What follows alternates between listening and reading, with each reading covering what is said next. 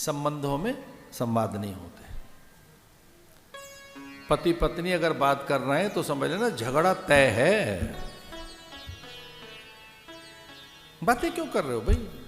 संवाद के लिए संवाद क्यों कर रहे हो? आओ बैठ के बात कर लें, ये बात नहीं है। बात बात में से बात और एक और बात निकलेगी, फिर बात नहीं रहेगी।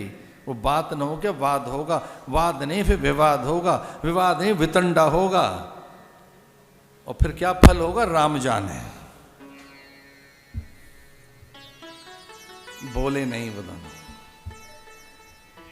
और कभी नहीं बोले, कभी नहीं। बहुत कम संवाद हैं। सीता के और राम के संवाद हैं ही नहीं, बहुत सीमित, बहुत स्वल्प।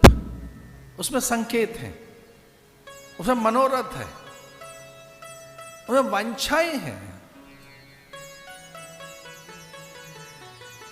उसमें मुद्रा है, भंगिमाएं हैं, वो भी बहुत आवश्यक हैं। तो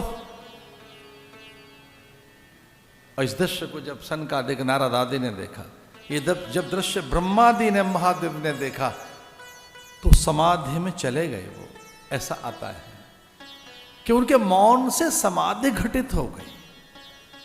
राम जानकी का मौन देखकर, राम जानकी के संवाद देखकर के बोल नहीं रहे और बातें चल रही हैं। वो बोल नहीं रहे, बातें चल रही हैं।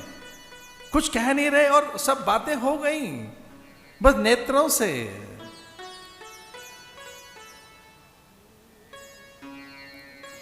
कई प्रकार की दीक्षाओं में चाक्षुषी दीक्षा भी है और तभी संपन्न भी होती है।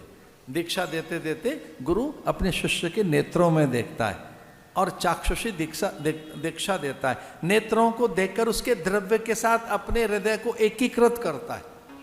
आज भी मेरे साधु जब मुझे मिलने आते हैं तो वो ओंकार विधि से प्रणाम करते हुए मेरे नेत्रों में झांक कर देखते हैं। आप में से कुछ लोगों ने देखा हो ये दृश्य, तो आपने कभी ये दृश्य देखा हो तो, कि जब मेरे साधु मुझे मिलने आते हैं तो वो ऐसे बैठेंगे, ऐसे पंजे के बल, एड़ियां उन धरती को नहीं छुएंगे, ऐसे काकासन में पंजे के बल बैठकर धरती पर दोनों हाथ रखकर ओंकार विधि से प्रणाम करते हुए वो गुरु के आंखों में देखेंगे, नेत्रों में देखेंगे।